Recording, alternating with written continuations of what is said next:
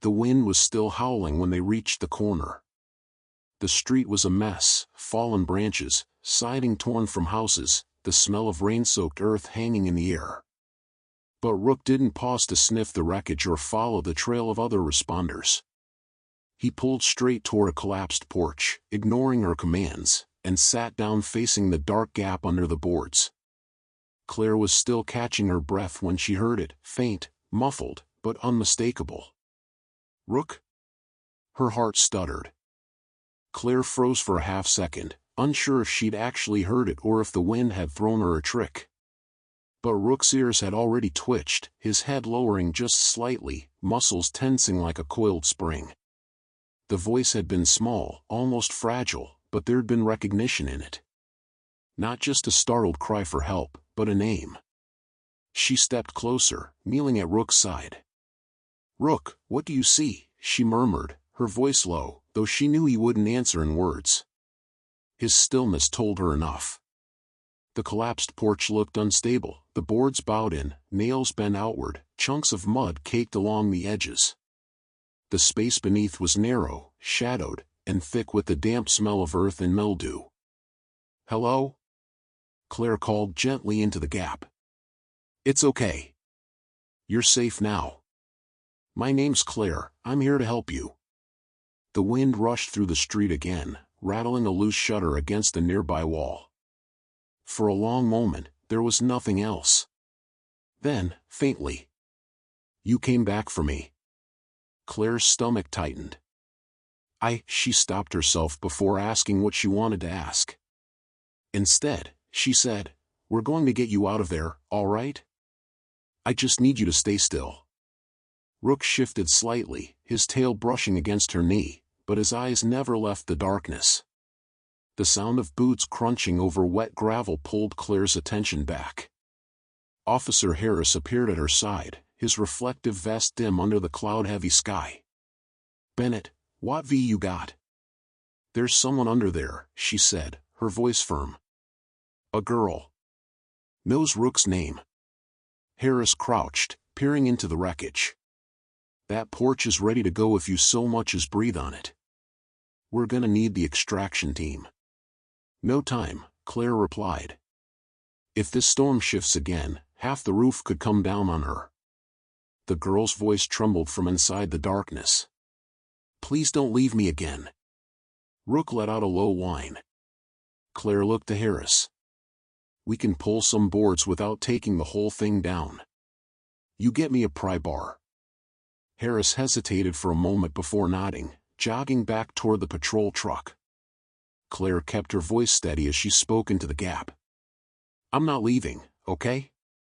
Rook's staying right here. He's not moving." There was a pause before the girl whispered, "He stayed before." Claire's breath caught. She remembered a search from years ago, a case they'd never closed. Rook had found a spot in an abandoned shed, sat down, and refused to move for hours. They'd pulled him away eventually, convinced there was nothing there. Harris returned, handing her the pry bar. "Let's make it quick." Claire set to work, wedging the metal under the first warped plank. The wood groaned, then cracked free with a splintered snap.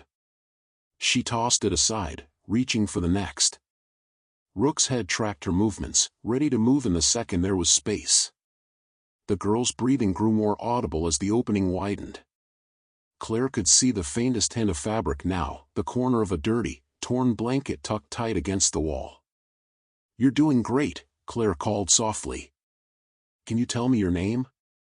There was a hesitation, like the girl was weighing whether to answer. Finally, "Sophie." Harris glanced at Claire, recognition flickering in his expression. They'd both heard that name before.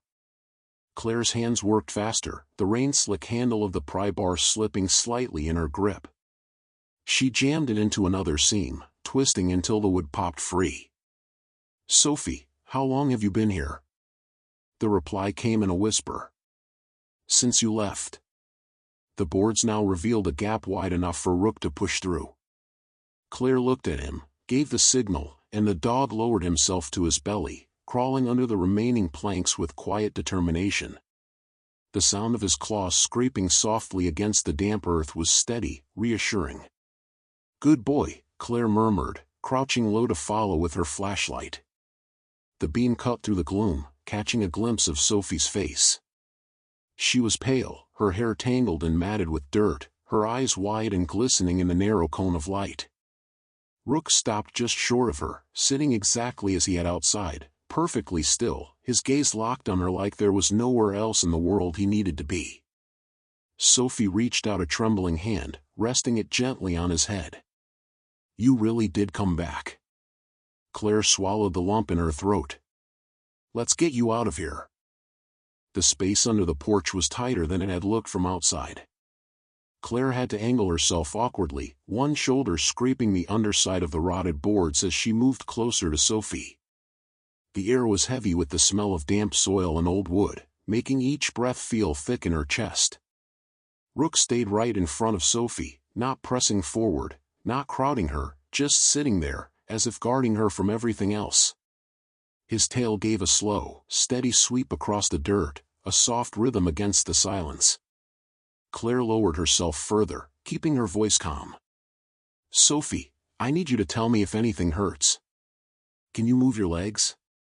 Sophie hesitated, glancing down at herself. Her blanket shifted, revealing the edge of a bruised knee and a pair of worn sneakers, the laces caked with mud. "I can, but it's hard." "That's okay," Claire reassured her. "We'll go slow. I just need to make sure nothing's pinned." Sophie nodded faintly, then turned her attention back to Rook. "He stayed before," she whispered, as if the thought still amazed her. Claire froze for a heartbeat. The memory she'd been trying not to acknowledge came back sharp, that search years ago, the one they'd closed without an answer. They'd logged Sophie as missing, presumed relocated. She'd been 12 then. Now, she still looked 12. Harris's voice came from outside, muffled but urgent. "Bennett, how's it looking?" "Almost ready to move her," Claire called back. "Get a blanket and a med kit ready." She shifted closer, checking the space around Sophie. There was enough room to back her out without breaking more boards, but they'd have to keep her low to avoid snagging on splinters. Claire extended a hand. "Sophie, I want you to keep one hand on Rook's harness, and the other on my arm. He's going to back up slow, and we're going to follow him out. Sound good?" Sophie's fingers curled into the leather handle at the top of Rook's vest. Her grip was tight, but not out of fear, it was like she believed letting go wasn't an option. "Good girl," Claire said softly. She gave Rook the signal. The dog rose with careful precision, taking a single step back, then another, his movements slow and deliberate. Claire followed beside Sophie, keeping one arm braced behind her to shield her from the sharp edges of broken wood. Outside, the wind carried the distant hum of generators from the relief station, but here it was just the sound of shifting dirt and the faint scrape of knees on the ground. As they reached the edge, Harris crouched low, reaching in to help guide Sophie out. She resisted for half a second, her eyes locked on Rook, before finally letting Harris steady her shoulders. Once she was clear, she didn't stand, she stayed crouched beside Rook, pressing her forehead briefly to his. "I thought you wouldn't find me again." Claire kept her voice even, though her throat tightened. "We never stopped looking." Sophie's gaze flicked between them, confusion threading through her expression. "But it's been the same day." Claire blinked. "What do you mean?" Before Sophie could answer, the creak of shifting wood came from under the porch, deep inside, farther than they'd been. Rook's head snapped toward the sound, ears pricked.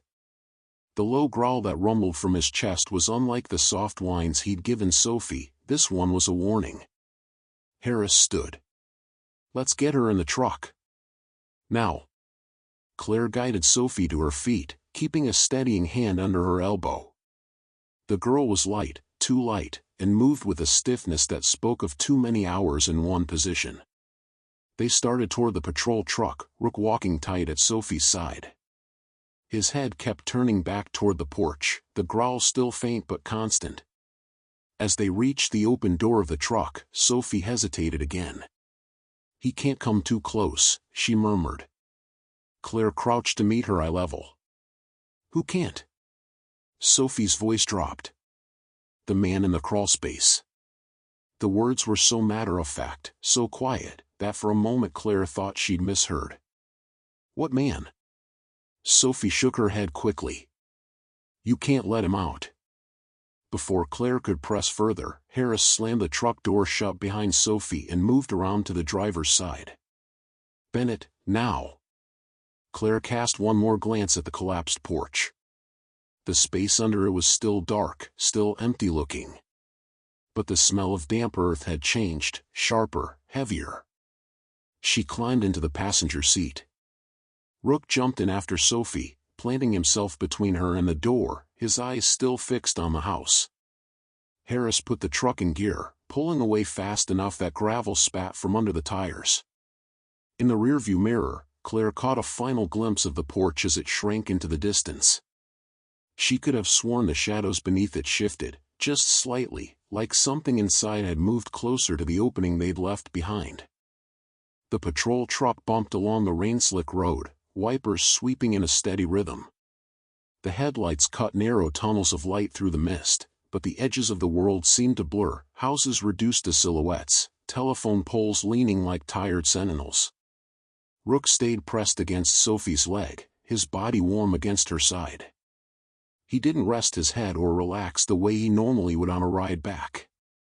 Instead, his eyes tracked the shifting shadows outside the window, occasionally flicking toward the rear windshield like he expected something to follow. Claire twisted in her seat to face the back. "Sophie, can you tell me more about what you said earlier? About the man in the crawlspace?" Sophie's fingers tightened on the harness handle. "He's been there the whole time. Even when it's quiet." Harris glanced at Claire, a silent question passing between them. "Was he hiding?" Claire asked carefully. "No," Sophie said, her voice almost flat. "It's his place. He doesn't have to hide." Claire kept her tone calm. "Did he talk to you?" "Yes." Sophie's eyes stayed fixed on the blur of the roadside. "He said I should stay there, because the storm wouldn't find me." Harris frowned. "Storms don't find people." Sophie's mouth twitched like she might smile, but it never reached her eyes. "He doesn't mean weather." A quiet shiver crawled up Claire's spine. She shifted the focus. "Sophie, how long have you been under that porch?" Sophie didn't answer right away. She reached down, resting her hand gently on Rook's head. "Since the day you left him there." Claire froze. "Left who?" But Sophie looked away, and Rook gave a low, sharp huff, not quite a bark, but a sound Claire had learned to take seriously. She turned toward the windshield. Through the fogged glass, the station came into view, a rectangular brick building lit by the warm yellow glow of halogen lamps. The relief crews had set up a large tent outside, steam drifting from portable heaters. Harris pulled into the lot, stopping close to the entrance.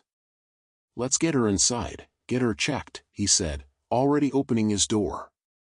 Claire moved to help Sophie out, keeping Rook close on the short walk to the building. But as they reached the doorway, Sophie stopped. Her eyes darted toward the far edge of the lot. "He can't come here." Claire followed her gaze. The chain-link fence that bordered the property swayed slightly in the wind, though there was no sign of anyone beyond it. "You're safe," Claire said gently. "He's not here." Sophie shook her head. "Not yet." Inside, the air was warm and dry, smelling faintly of coffee and damp uniforms. Harris led them toward the medroom, where a tired-looking nurse in scrubs stood ready with a clipboard. "Name?" the nurse asked, glancing between them. "Sophie," Claire answered before the girl could hesitate.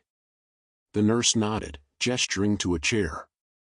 Sophie sat, Rook lowering himself onto the floor beside her with his head between his paws, still watching the door. Claire stepped aside with Harris. "We need a quiet interview room after she's checked." Somewhere with no exterior access. Harris nodded. You think someone's after her? Claire glanced toward Sophie. I think she believes it. And I think Rook does too. The nurse began a gentle exam, checking Sophie's vitals and noting her bruises. Sophie answered questions in clipped sentences, never volunteering more than she had to. When the nurse finished, Harris guided them to interview room 2, a small, windowless space with a single table, 2 chairs, and a water cooler in the corner. Rook settled between Sophie and the door. Claire took a seat across from her. Sophie, I need you to tell me what happened before we found you today. Sophie's gaze flicked to Rook before she answered. I heard him under the floor. He said you wouldn't come back. But Rook stayed. Claire leaned forward slightly. How long did he stay? Until you called him. Claire felt that old ache again, the one she'd tried to bury after that search years ago. They'd pulled Rook away because they thought the trail was dead. Sophie's voice dropped. He didn't want to leave. But you made him. The air in the small room felt heavier. Before Claire could respond, Rook's ears shot up. His head turned sharply toward the door, nostrils flaring. Harris was on his feet instantly. What is it? From somewhere down the hall came a faint, deliberate tapping. 3 slow knocks. Then silence. Sophie's voice was barely a whisper. He's here. The 3 knocks hung in the air like an echo that refused to fade. The fluorescent lights above buzzed faintly, the only other sound in the room. Rook hadn't moved a muscle since the sound came, his body frozen in that tense, deliberate stillness that meant every nerve in him was tuned to a threat. Harris stepped toward the door, his hand hovering near the grip of his weapon. Stay here, he said, though his voice was more habit than reassurance. Claire put a hand on his arm. Don't open it yet. Harris's brow furrowed. Could be one of the team. No one knocks like that, Claire cut in. 3, slow, evenly spaced? That's not an accident. Sophie's voice, almost too quiet to hear, he always knocks first. Claire turned to her. Sophie, what happens after he knocks? The girl's fingers tightened on Rook's harness. He waits for you to open the door. If you don't, he finds another way in. Harris shot Claire a look, half skepticism, half unease. The knocking didn't come again, but the silence felt thicker now, as if the hallway beyond had been stripped of every ordinary sound. No footsteps. No radio chatter. Just absence. Claire stood, moving to the far side of the room. We're not opening that door. Harris, check the hall cameras. Harris nodded and slipped out the back exit of the room, the one that led into the inner corridor with direct access to the security hub. The moment the door shut behind him, Sophie spoke again, her voice still low but sharper. You shouldn't have let him leave alone. Claire crouched down beside her. Sophie, I need you to tell me exactly what this man looks like. She hesitated, then said, he looks like he belongs there. Like he was always supposed to be under the floor. His skin is wrong. Not sick wrong, like it doesn't fit right. Claire's stomach tightened. And he talks to you? Yes, Sophie said. But not with words you always hear in your head. Sometimes you just know what he means. Before Claire could respond, Rook's head jerked toward the corner of the room, the one farthest from the door. His gaze fixed on the baseboard, ears flat now, a low growl starting deep in his chest. Claire followed his line of sight. At first she saw nothing, but then she noticed it, the faintest ripple in the paint near the floor, like a slow wave under the surface. Sophie whispered, he's here. Claire stood, moving closer to the wall, flashlight in hand. She swept the beam along the baseboard, the bright white light catching on something darker, a hairline crack that hadn't been there when they'd entered. The ripple moved again. This time it was unmistakable. Something was pressing against the wall from the other side. Bennett to Harris, Claire said into her shoulder radio, her voice steady but firm. "I need you back in interview 2, now." Static crackled, but there was no reply. Rook rose to his feet, placing himself fully between Sophie and the wall. His stance was different now, defensive, protective, but ready to lunge if needed. The crack widened, plaster dust falling in a fine mist. A pale fingertip broke through, curling inward. Sophie didn't flinch. "He wants to see if you'll open it this time." Claire took 2 steps back, keeping her flashlight trained on the breach. "We're not opening anything," she said, mostly for Sophie's benefit, but also for herself. The fingertip withdrew, the wall going still again. But the silence didn't lift. It felt expectant. Then the 3 knocks came again. Only this time, they weren't on the door. They came from inside the wall. Claire's breath caught. She took a steadying step toward the radio again. "Harris, respond." Still nothing. Sophie looked up at her, eyes wide but dry. "If you leave, he'll keep me." Claire met her gaze, then looked at Rook. The dog's eyes were locked on the wall, his body rigid but controlled. He didn't glance away, not even when the knocks came a 3rd time, slower than before. Claire's mind ran through her options: call for backup, move Sophie, confront the wall, each one with risks she didn't have time to weigh. The 4th sound wasn't a knock. It was a scrape, long and deliberate, like fingernails dragging along wood. Sophie's voice was steady now. "You have to make him go." Claire didn't know if him was a man, a threat, or something else entirely. But she knew one thing: Rook was ready, and whatever was behind that wall had just stepped too close. She shifted her stance, eyes locked on the growing crack. "Stay behind me," she said. The wall shivered once. Then, nothing. The silence after the shiver in the wall was worse than the sound itself. Claire kept her flashlight trained on the crack, her finger hovering just above the trigger of the radio again, though she doubted Harris was in a position to answer. Rook didn't move. His breathing was slow, measured, but his entire frame was like a spring pulled taut. Sophie sat motionless behind him, her small hand still clutching the top of his harness. Claire kept her voice low but firm. "Sophie, I need you to tell me if there's another way into this room." "Vents? Crawlspace access?" Sophie shook her head. "Only the walls." Claire's jaw tightened. She stepped sideways, checking the corners, the air vent high above the table, the ceiling tiles. Everything looked normal, until she noticed a faint smudge of dirt near the bottom edge of the wall, about a foot from the crack. It wasn't dust from the plaster. It was damp soil, the kind you'd find beneath a porch. The scraping came again, longer this time, followed by a dull, rhythmic thump. Not the deliberate 3 knocks, this was heavier, testing the wall's strength. Claire's instincts told her they couldn't stay in this room. "All right, Sophie," she said, keeping her tone calm, "we're moving. Stay right with Rook." She gave Rook the hand signal. The dog pivoted, stepping back towards Sophie without breaking his focus on the wall. Claire moved to the rear door, the one leading into the inner hallway, and turned the handle slowly.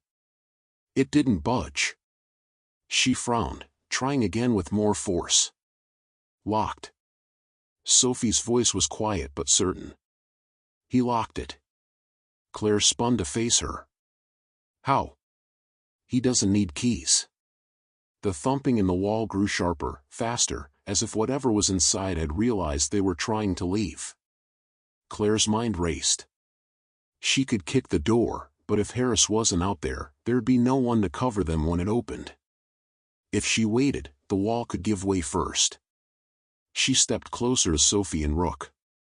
"Listen to me, if that wall breaks, we move to the far side of the table, and I want you between me and Rook. Got it?" Sophie nodded, though her eyes stayed fixed on the crack. The plaster along the line began to flake away in chunks now, the crack widening enough for Claire to see darkness behind it. Not framing, not insulation, just void. The smell hit her next. Damp earth, yes, but under it something sharper, metallic, like rusted iron left too long in rain. Rook's growl deepened. It wasn't the warning rumble from before. This one was meant to be heard. Claire braced herself, shifting her stance. The first hand came through. It wasn't the pale fingertip she'd seen earlier. This was a full, thin hand, the skin stretched taut over bone, the nails cracked and lined with dirt. It gripped the jagged edge of the plaster, curling around it like it belonged there. Sophie didn't scream. She just whispered, "He's coming." Claire took a step forward, flashlight beam hitting the hand. "You need to back away from that wall," she barked, the command instinctual, like she was speaking to a suspect. The hand didn't move. It just gripped harder, pulling. The crack split downward in a jagged line, chunks of wall falling to the floor. Dust filled the air, swirling in the flashlight beam. Claire put herself between Sophie and the breach, one arm back to keep the girl shielded. Rook lunged forward, snapping once, a deep, guttural bark shaking the room. The hand retreated slightly but didn't disappear. Then, slowly, a second hand joined it. The space between them widened, and in that narrow opening, Claire saw an eye. It wasn't clouded or bloodshot, it was clear, sharp, and unblinking, the kind of eye that didn't just look at you, but into you. Sophie's whisper came again, but this time it carried something almost like relief. "I told you he'd find us." Claire's heart pounded. "Not this time," she said, more to herself than anyone else. Rook barked again, louder now, stepping forward until his front paws nearly touched the breach. The eye blinked slowly, once, then shifted, not looking at Claire, but at Sophie. The girl flinched for the first time, pressing herself against Claire's leg. The scraping stopped. For a moment, there was nothing. Then the voice came, low, hoarse, and somehow right next to her ear despite the distance. "You left me." Claire's skin prickled. "We're leaving now," she said, grabbing Sophie's arm and pulling her toward the door. The handle turned easily this time. She didn't think. She shoved Sophie through, Rook right behind her, and slammed the door shut. As the latch clicked, the 3 knocks came again, from the other side. The hallway felt too bright after the interview room, harsh fluorescent lights bouncing off the pale tile floor, every sound amplified by the emptiness. Claire's boots struck a steady rhythm, Sophie's lighter steps quickened to match, and Rook stayed tight against the girl's side, scanning each doorway they passed. Claire didn't stop moving. She wanted as much distance between them and that room as possible, but every instinct told her distance might not matter. "Where's Harris?" she muttered, more to herself than anyone else. Sophie didn't answer. She kept glancing over her shoulder, as if expecting the hallway behind them to shift. They passed the first intersection and Claire slowed, her eyes catching movement, a shadow sweeping across the floor from the right-hand corridor.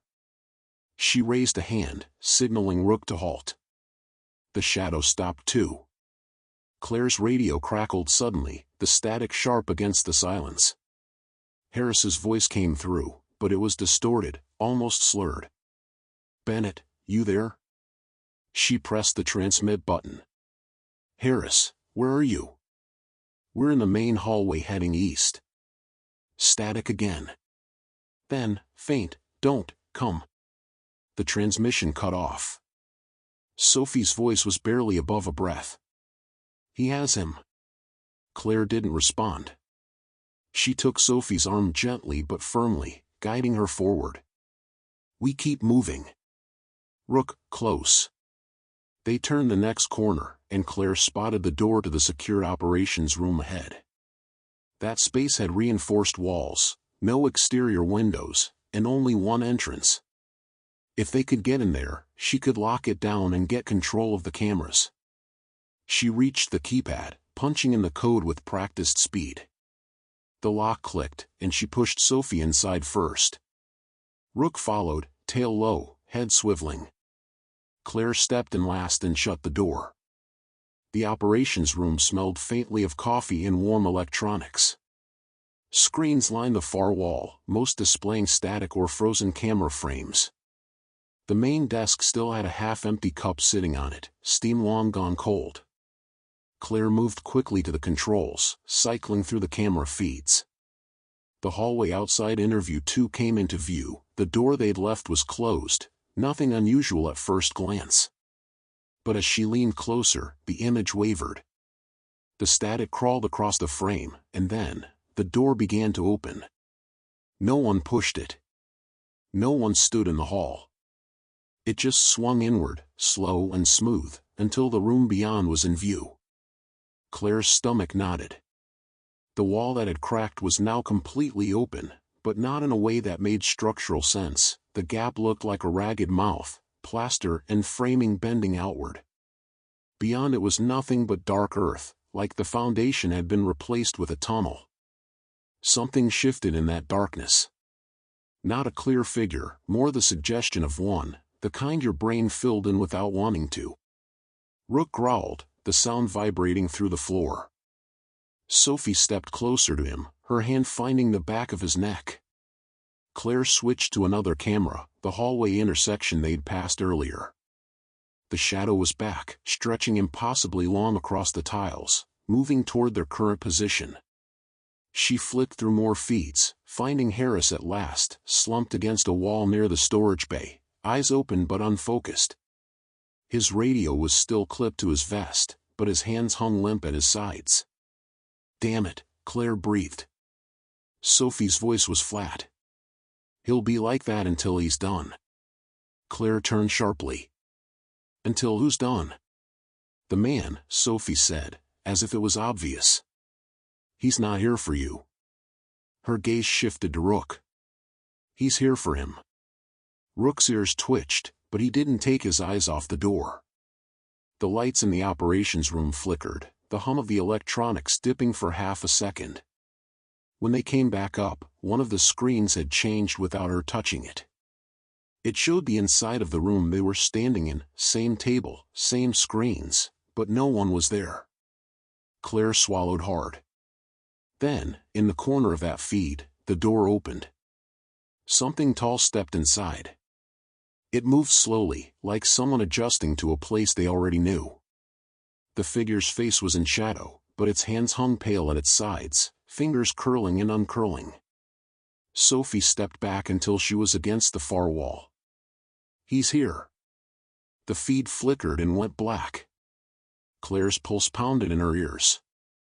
She moved to the desk, pulling open the bottom drawer until her fingers closed around the metal handle of the emergency sidearm stored there. She checked the mag, racked the slide. "If he wants us, he's going to have to come through all of us." Rook's growl deepened. His muscles tensed, and his gaze locked not on the door, but on the far corner of the room, where the shadows pooled a little too thickly for the overhead lights. Something shifted there, subtle but deliberate, like a man taking one step forward. The shadow in the corner didn't disperse the way normal darkness should under harsh fluorescent light. It clung to the edges of the room, like oil refusing to mix with water. Rook's low growl became a sharp bark, one, then two, the sound echoing off the cinderblock walls. Claire kept her weapon leveled at the black shape, shifting slightly so she was between Sophie and both the door and that unnatural corner. "Sophie," Claire said without taking her eyes off it, "you see it too, right?" "Yes," Sophie said softly. "It's smaller here. But it's still him." Claire's finger brushed the trigger. "Then I need you to stay behind me and don't move unless I tell you." The shadow shifted again, pulling upward into the rough outline of a man. It wasn't solid, more like layers of smoke folding over themselves, but its movement was deliberate, each step silent. Rook lunged forward a foot, teeth snapping, hackles raised. His leash stretched tight under Sophie's white-knuckled grip. "Stay," Claire commanded, voice cutting through the tense air. Rook froze but didn't relax. The figure tilted its head, the motion too smooth, too slow. When it spoke, the voice didn't come from the space it occupied, it came from somewhere closer, almost at Claire's ear. "You called him back." Claire's jaw clenched. "You're not taking her. Or the dog." A sound followed, not quite a laugh, not quite a breath. It was the sound of something old and patient, unconcerned by her words. Sophie spoke again, her voice breaking just slightly for the first time. "Rook stayed with me before. He didn't want to go. But you made him leave." The accusation hit harder than Claire expected. We didn't know you were still there," she said quickly, eyes flicking towards Sophie for a fraction of a second before locking back on the figure. The shadow took another step, and now Claire could see hints of form, the outline of shoulders, long arms that seemed just slightly wrong in proportion. One hand flexed open, the fingers long enough to look unnatural in the light. Rook's barking escalated, deep and forceful. The sound seemed to make the shadow hesitate, not retreat, but pause as though measuring him. Claire adjusted her grip on the pistol, her other hand reaching toward the side of the desk without looking. Her fingers found the cold metal of the flashlight she dropped earlier. She clicked it on and swept the beam toward the shadow. For the briefest moment, the figure became sharper, not just smoke but skin stretched pale over bone, eyes that were entirely too clear. The mouth didn't move, but the voice came again. "You left me there. You left her there." He didn't. The weight of those words settled between them. Claire's mind was running two tracks at once, the professional trying to assess the threat and the woman remembering the day years ago when they'd pulled Rook off the trail because higher command had called it hopeless. The light flickered, dimming for half a second before strengthening again. When it did, the figure had moved closer, 3 feet from where it had been, without crossing the space in between. Sophie pressed herself harder into the wall, her small voice barely audible. "He's going to try again." Claire forced her tone steady. "Try what?" "To take him," Sophie whispered. "He thinks Rook belongs to him." The growl in Rook's chest deepened into a sound Claire had only heard once before, on a deployment overseas when he'd cornered an armed suspect. It was a promise of action. The figure tilted its head again, this time toward Rook, and took a final step forward. The air in the room seemed to drop a few degrees. Claire squeezed the trigger halfway. "One more step and you'll find out exactly how bad your timing is." Something changed in its posture. Not fear, something closer to curiosity. Then, without warning, the lights overhead flared and went out completely. The darkness was total for less than a second before the emergency backup lights kicked in, bathing the room in a dim red glow. The shadow was gone. Claire's pulse hammered as she scanned the corners, the ceiling, the space under the desk. Nothing. Then the sound came again, 3 slow knocks. This time, they came from inside the locked operations room door. Rook spun toward it, barking furiously. Sophie stepped closer to Claire, her voice steady despite the fear in her eyes. "He's not going to leave now." Claire steadied her weapon and flashlight on the door, every muscle locked in place. "Then we make sure he can't get in." The 3 knocks faded into a hollow stillness. Rook's barking tapered into a steady, guttural growl, his front paws planted like he was bracing for impact. Claire kept her weapon trained on the door, the dim red glow from the emergency lights throwing warped shadows across the floor. She glanced at Sophie. The girl wasn't trembling. Instead, she was staring at the door like she was counting down to something. "Sophie," Claire said quietly, "what's going to happen?" The girl's voice was calm in a way that made Claire uneasy. "He's going to stop knocking. And then he's going to come through anyway." Claire shifted her stance, setting her back foot for balance. "If he comes through, we're ready." Sophie looked at her, eyes sharp. "You can't stop him with that." She nodded toward the pistol in Claire's hands. The metallic tick of the door's lock disengaging cut through the air. Claire's grip tightened instinctively. She hadn't touched the keypad. The handle turned slowly, but instead of swinging open, the door began to bend inward. Not the hinges, the metal itself, warping like softened clay. The sound of groaning steel filled the room. Rook lunged a step forward, barking in explosive bursts. "Stay!" Claire barked, her command sharp, keeping him just behind her. The warped door pushed further inward until a gap appeared at the edge. From that gap, a hand emerged, long fingers stretching across the surface, the nails scraping against the metal with a sound that made Claire's teeth ache. The hand didn't push the door open. It just held it there, like it was testing the space, feeling the resistance. Claire raised her weapon higher, aiming for the gap. "You've got about 3 seconds before I make you regret that." The fingers curled once, slowly, then withdrew. The door creaked as it returned to shape, settling back into place. The silence that followed wasn't relief, it was the kind of pause that meant something had shifted tactics. Sophie stepped toward the center of the room, pulling Rook's harness lightly. "He's inside now." Claire's gaze swept the room. "Where?" Sophie turned her head toward the wall opposite the screens. "In here." Before Claire could react, the baseboard along that wall began to ripple, the same subtle movement she'd seen in Interview 2. Dust trickled down in a thin line. Rook spun to face it, the growl in his throat hitting a pitch Claire had never heard from him before. The ripple became a bulge. The bulge split into a jagged tear. Claire kept the pistol trained on the growing breach, her other hand bringing the flashlight beam to bear. The light caught a glimpse of movement inside the wall, a shape pulling forward, dragging itself closer. Sophie's voice was quiet, almost detached. "He's going to try to pull Rook in." Claire stepped in front of the dog without thinking. "Not happening." The tear widened until the outline of a head and shoulders emerged. The figure was hunched, its proportions wrong for the space it occupied. The pale skin caught the red light in a sickly, unnatural way, and its clear, sharp eyes locked directly onto Rook. The dog barked once, the sound so loud in the enclosed room that it made the figure flinch. Claire used the moment, she fired. The muzzle flash lit the room for a fraction of a second. The bullet hit the wall with a sound that was nothing like hitting plaster, it was wet, almost like hitting flesh. The figure withdrew instantly, the tear in the wall collapsing inward as if it had never been there. The dust settled slowly. Rook stopped barking, but his gaze didn't leave the spot.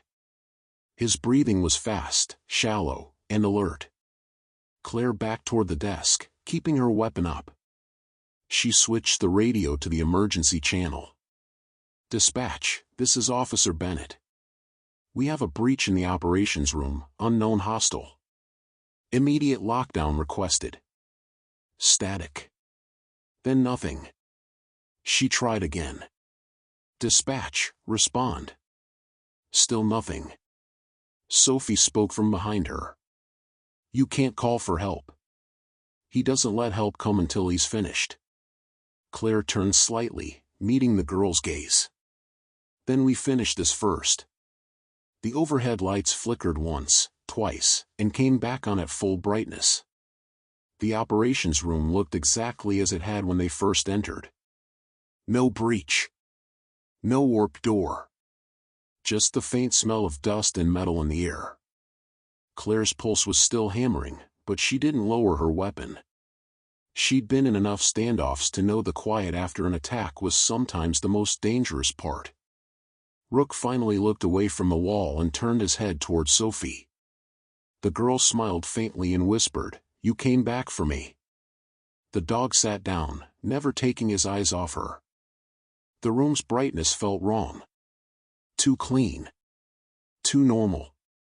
The warped door, the jagged tear, gone like they'd been scrubbed from reality. But the smell was still there, faint and metallic under the hum of the fluorescent lights. Claire didn't trust it. She kept the pistol raised, moving slowly along the wall where the breach had been. Every step echoed too loudly in the small space. Rook didn't follow her. Instead, he stayed sitting directly in front of Sophie, body angled slightly toward the desk, as if guarding her from something Claire couldn't see. His ears were pricked forward, and his tail was completely still.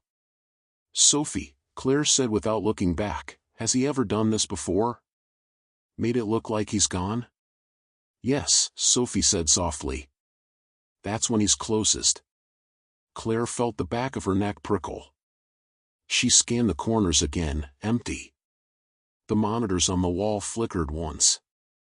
She turned toward them, catching the moment when one of the feeds changed without her input. It was showing the operations room again, but from a new angle, like there was another camera hidden in the space. She could see herself, the dog, the girl. And behind Sophie, on the grainy feed, something was moving. It was tall enough to cast a shadow over her small frame, even though in reality there was nothing there. The figure's head was tilted down toward her, and one hand was stretched just above her shoulder, fingers long enough to graze the edge of her hair. Claire spun around in real space. Nothing. But when she looked back at the monitor, it was still there. She crossed the room quickly, putting herself between Sophie and where the figure appeared on the feed. Her heart was pounding now. "Sophie, get on the floor next to Rook and don't move." The girl obeyed, sliding down to sit with the dog's solid frame pressed against her side. Claire turned her attention to the camera controls, trying to trace which feed was broadcasting that image. She wanted to shut it off, but every button she pressed only made the static worse. Then, without warning, the sound came back. Not knocking this time, breathing. Slow, deliberate, and inside the room. Rook exploded upward, barking so hard that his whole frame shook. His front paws scraped the tile as he lunged toward the far corner, not the one with the shadow earlier, but the opposite side of the room. Claire's flashlight beam followed his movement, cutting through the stale air.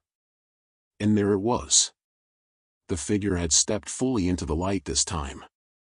No haze, no distortion, just pale skin stretched too tight, eyes far too bright against the sickly tone. Its mouth stayed closed, but Claire could feel the words in her head like they were being poured directly into her thoughts. "He's mine." Rook barked again, louder, closer, his body a blur of motion. Claire stepped in beside him, weapon raised. "He's not yours." The thing's eyes shifted, not to Claire, but to Sophie. The girl didn't flinch. She lifted her chin, and in a voice barely louder than a whisper, she said, "You didn't keep me then. You won't keep him now." The figure took a step forward. Claire didn't wait. She fired. The report was deafening in the enclosed room, the muzzle flash flaring against the pale surface of its chest. It staggered backward but didn't fall. The wound didn't bleed, instead, the impact seemed to tear something less tangible, like the fabric of its form rippling outward from the shot. Rook took that moment to close the distance, teeth snapping at empty air as the figure dissolved back toward the corner. Claire advanced, firing again. This time, the round punched through where its shoulder should be, and the shape fractured into black strands that writhed before disappearing entirely. The room was silent again, but not in the relieved way. The kind of silence that meant something had only been delayed. Sophie stood slowly, her eyes locked on the now empty corner. "You heard him." Claire holstered the weapon, still scanning. Not enough. The monitors flickered one final time, every screen going black except for a single feed. It showed the hallway outside the operations room. The door was still closed, but a long, jagged crack was crawling up the wall beside it, starting at the floor and inching higher with every second. Rook moved to the door, standing directly in front of it, blocking Sophie with his body. Claire took her position next to him, her breathing steady now despite the adrenaline. She didn't know if backup would come. She didn't know if they'd even make it out. But she knew one thing. If he came through that door, they'd be ready for him together. The crack in the wall outside grew louder than it had any right to be, the sharp, splintering sound of concrete and plaster giving way, carrying through the door like a drumbeat. The jagged line climbed higher until it reached eye level, and then it stopped. Silence. Rook didn't move from his position in front of Sophie. His chest rose and fell in slow, controlled breaths, ears pinned forward. Claire could see every muscle in his frame coiled, ready. Then the door handle began to turn. Claire raised her weapon, sight aligned, flashlight aimed. "Stay behind me," she said over her shoulder, her voice steady. The handle stopped turning. The door flexed inward again, not warping this time, but bowing like something pressed against it from the other side. And then, as suddenly as it started, the pressure stopped. The crack outside the wall began to shrink, lines pulling together like they'd been drawn in reverse. The sound of it retreating was slower, almost reluctant. Claire held her stance, waiting for the next move. But it didn't come. The hallway camera feed on the last active monitor showed nothing now. Just an empty stretch of tile under the same harsh light. Sophie exhaled for the first time in what felt like minutes. "He's gone." Claire wasn't convinced. For now. Rook finally looked away from the door and turned to Sophie. The girl crouched down so she was level with him, resting both hands gently on the sides of his face. "You came back for me," she whispered, her voice so quiet that Claire almost didn't hear it. Rook didn't blink. He just sat, lowering himself onto his haunches in front of her, his head still in her hands. The moment felt heavier than the room around them, a quiet exchange that had nothing to do with the chaos they'd just survived. Claire lowered her weapon slowly, letting the tension bleed from her arms. She holstered it, stepped back, and gave them the space. Sophie's eyes were damp now, but she didn't look away from Rook. "You didn't have to. You could have stayed gone. But you didn't." The dog's tail gave one slow thump against the floor. Claire swallowed the lump in her throat. She knew exactly what this was. Rook wasn't just guarding Sophie, he was anchoring her. "We should move," Claire said gently, not wanting to break the moment but knowing they couldn't stay in the operations room forever. "We'll head to the vehicles. If he's really gone, now's our best window." Sophie nodded once, but before she stood, she leaned forward and pressed her forehead lightly against Rook's. He didn't flinch. Claire opened the door cautiously, sweeping the hallway with her flashlight. Empty. The air out there felt lighter somehow, but she didn't let herself relax completely. They moved as a unit, Claire in front, Rook in the middle, Sophie close behind him with a hand on his harness. Every few steps, the dog glanced over his shoulder at her, as if checking she was still there. When they reached the exit, Claire pushed the heavy double doors open, and the cool night air rushed in. The scent of wet pavement hit her immediately, grounding her in something normal. Outside, the street was quiet except for the distant hum of a generator. A lone floodlight cast long shadows across the broken asphalt, but none of them moved. Claire led them to the unmarked SUV, opening the rear door for Sophie and Rook. The girl climbed in first, and Rook followed without hesitation, settling beside her like he'd been doing it for years. As Claire circled to the driver's side, she caught sight of Sophie resting her head against the dog's shoulder, lips moving in words Claire couldn't hear. Rook didn't move, didn't even blink, just stayed there, still as stone, like he understood every syllable. When Claire started the engine, the headlights cut a clear path through the wet street. She took one last look in the rearview mirror before pulling away. Sophie's eyes were half closed now, her hands still tangled in Rook's fur. And Rook? Rook was still watching the darkness outside, ears forward, body calm but alert. Sitting exactly where he needed to be.